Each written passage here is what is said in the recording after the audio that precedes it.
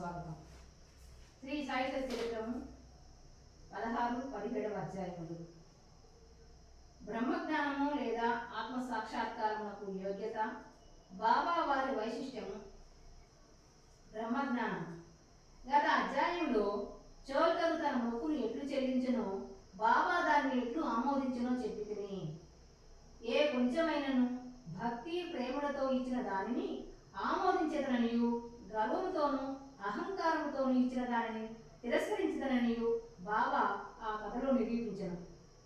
బాబా పూర్ణ సచ్చిదానంద స్వరూపుడవరచే కేవలము బాహ్య తంతును లక్ష్య పెట్టని వారు కారు. ఎవరైనా భక్తి ప్రేమలతో ఏదైనా సమర్పించినచో మిక్కిలి సంతోషంతో ఆత్రంతో దానిని పుచ్చుకునేది వారు. నిజముగా సద్గురు సాయి కంటే ఉదార స్వభావుడు, దయార్థ హృదయుడు లేరు. కోరికలు నెరవేర్చు చింతామణి కల్పతరు వారికి సమానము కావు. మనము కోరినదల్లా ఇచ్చు కామధేనువు కూడా బాబాతో సమానము కాదు. ఏదన్నా అవి మనము కోరినవి మాత్రమే ఇచ్చును.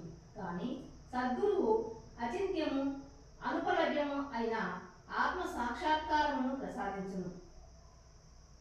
ఒకనాడు ఒక ధనికుడు సాయిబాబా వద్దకు వచ్చి బ్రహ్మజ్ఞానమును ప్రసాదించుమని బతిమాలెను. ఆ కథను ఇతడు చెప్పుదును. సకలైశ్వర్యములను అనుభవించుచున్న ధనికుడొకడుండెను. అతడు ఇండ్లను, ధనమును, పొలములను, తోటలను సంపాదించెను. వానికి అనేక మంది సేవకులుండేవారు.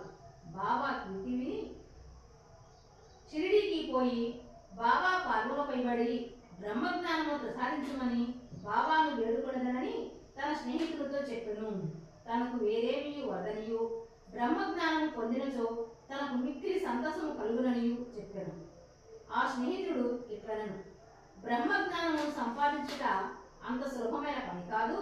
ముఖ్యంగా నీ వంటి పేరాస గలవానికి అది మిగుల దుర్లభము.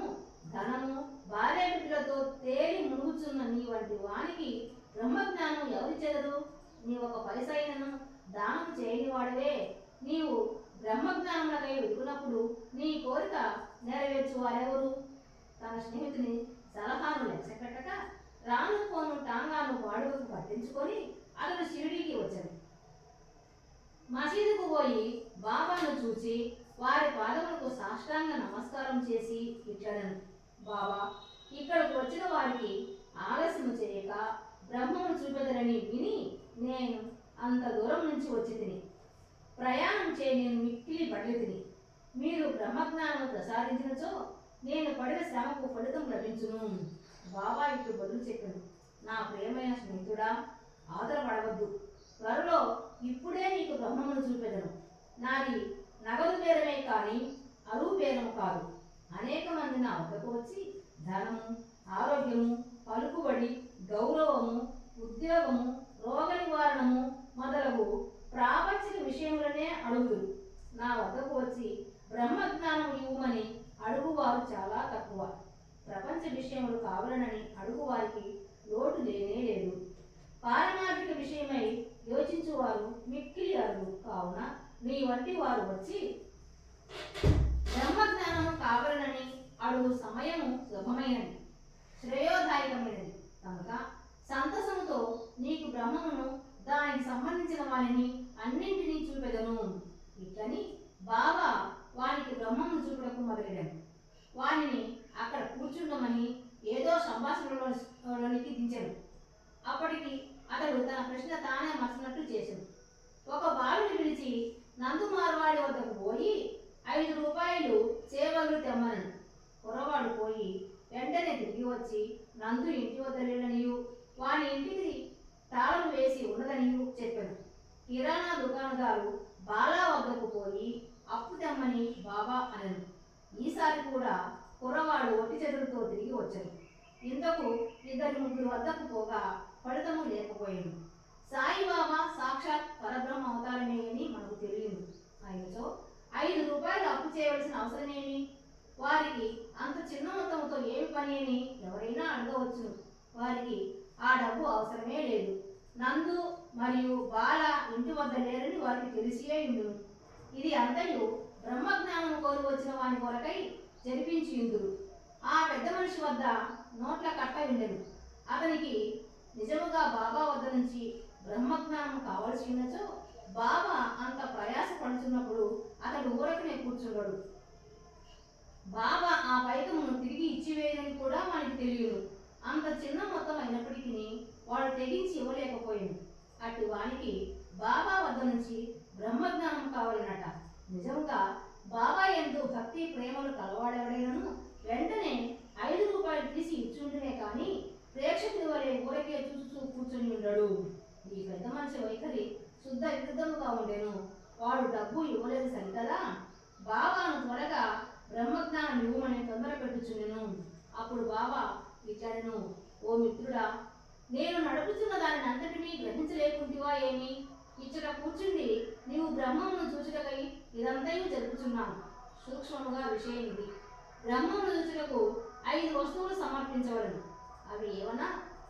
1 పంచప్రాణములు, 2 పంచేంద్రియములు, 3 మనస్సు, 4 బుద్ధి, 5 అహంకారం. బ్రహ్మజ్ఞానము లేదా ఆత్మ సాక్షాత్కారమునకు పోవు దారి చాలా కఠినమైనది. అది కత్తి వాదన వలె మిక్కిలి పదునైనది. అట్లనుచు బాబా ఈ విషయములకు సంబంధించిన సంగతులన్నీ చెప్పెను. వారిని క్లుప్తముగా ఈ దిగువ పొందుపరిచితిని. బ్రహ్మజ్ఞానము లేదా ఆత్మ సాక్షాత్కారమునకు యోగ్యత. అందరూ తమ జీవితంలో బ్రహ్మమును చూడలేరు. దానికి కొంత యోగ్యత అవసరం. 1 ముముక్షుత లేదా స్వేచ్ఛనందుటకు తీవ్రమైన కోరిక.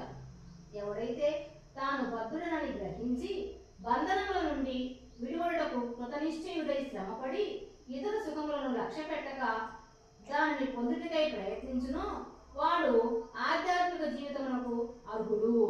2 విరక్తి లేదా ఇహపర సౌఖ్యములందు విసుగు చెందుట. ఇహపర లోకములందు గల గౌరవములకు విషయములకు విసుగు చెందిన గాని పారమార్థిక రంగంలో ప్రవేశించుటకు అర్హత లేదు. 3 అంతర్ముఖత అంటే లోనికి చూచుట.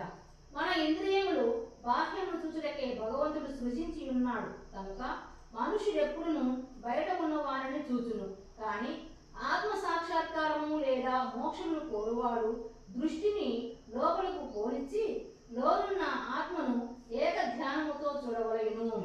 4 పాప విమోచన పొందుట. మనుషుడు దుర్మార్గ మార్గము నుండి బుద్ధిని మళ్లించినప్పుడు, తప్పులు చేయటం మాననప్పుడు, మనసు చెలింపకుండా నిలబెట్టలేనప్పుడు జ్ఞానము ద్వారా కూడా ఆత్మ సాక్షాత్కారమును పొందలేడు. 5 సరి అయిన నడవడి.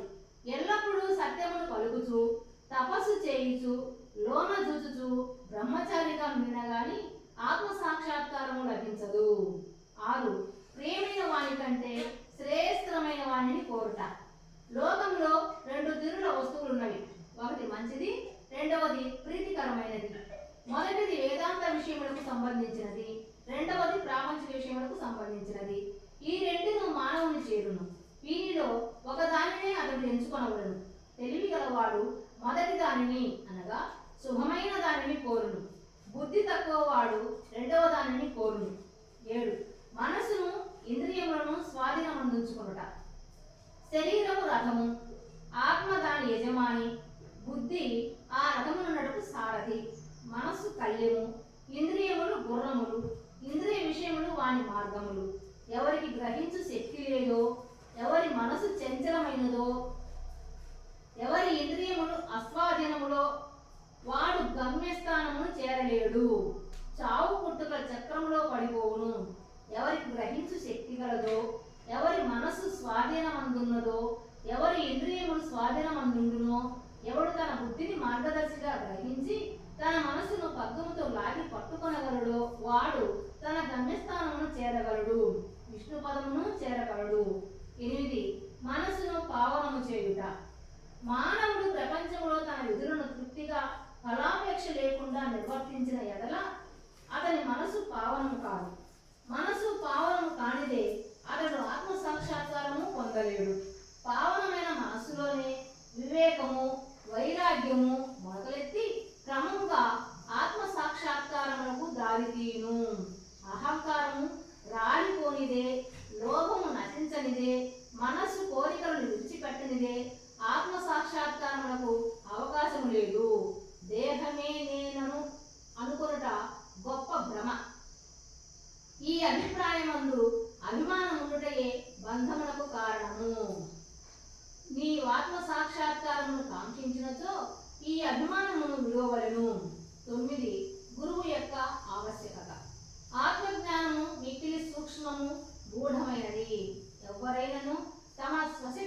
దానిని పొందుటకు ఆశించలేరు. కనుక ఆత్మ సాక్షాత్కారము పొందిన ఇంకొకరి సహాయము అనగా గురువు సహాయము మిక్కిలి అవసరము.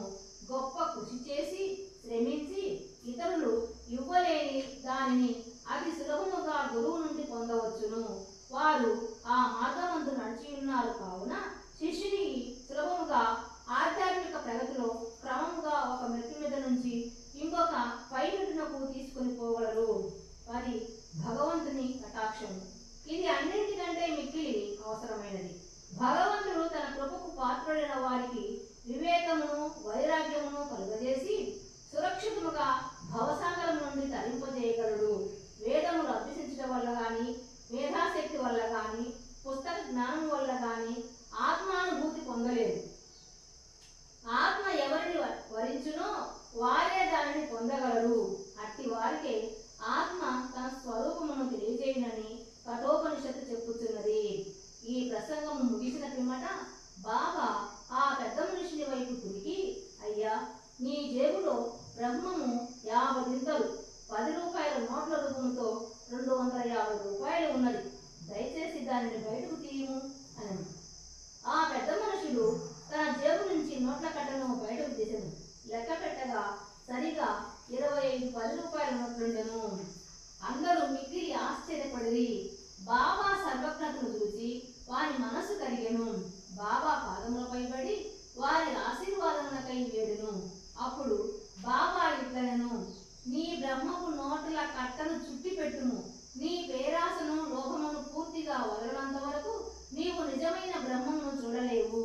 ఎవరి మనస్సు ధనమందు, సంతానమందు, ఐశ్వర్యమందు లగ్నమై ఉన్నదో వాడు ఆ అభిమానమును పోగొట్టునంత వరకు బ్రహ్మమును ఎట్లు పొందగలడు?